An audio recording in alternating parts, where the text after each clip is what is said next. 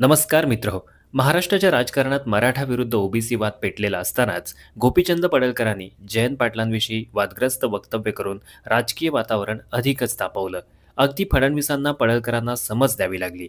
हे प्रकरण ताजं असतानाच अजित पवार गटाच्या कर्जतमध्ये झालेल्या एका कार्यक्रमात चक्क धनंजय मुंडेंनी मला एखादी जबाबदारी द्या, रिकामं ठेवू नका अशी मागणी केली. याला सुनील तटकरेंनी सूचक प्रतिक्रिया दिल्याने उलटसुलट चर्चा महाराष्ट्राच्या राजकारणात सध्या होऊ लागल्यात.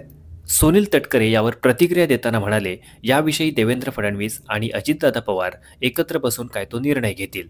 त्यामुळे धनंजय मुंडेंना पुन्हा एखादं खातं दिलं जाणार का, अशी चर्चा राजकीय वर्तुळात रंगताना दिसते. बीडमध्ये झालेल्या संतोषभैया देशमुखांच्या हत्या प्रकरणामुळे धनंजय मुंडेंना राजीनामा द्यावा लागला होता. या प्रकरणातील आरोपी वाल्मिक कराड हा धनंजय मुंडेंचा निकटवर्तीय मानला जायचा.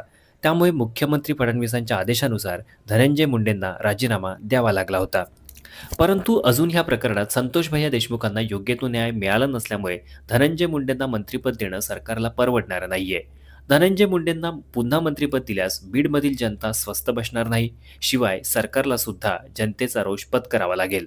त्यामुळे धनंजय मुंडेंनी जरी पक्ष नेतृत्वाकडे एखाद्या जबाबदारीची मागणी केली असली तरी त्यांना मंत्रिपद मिळणार नाही.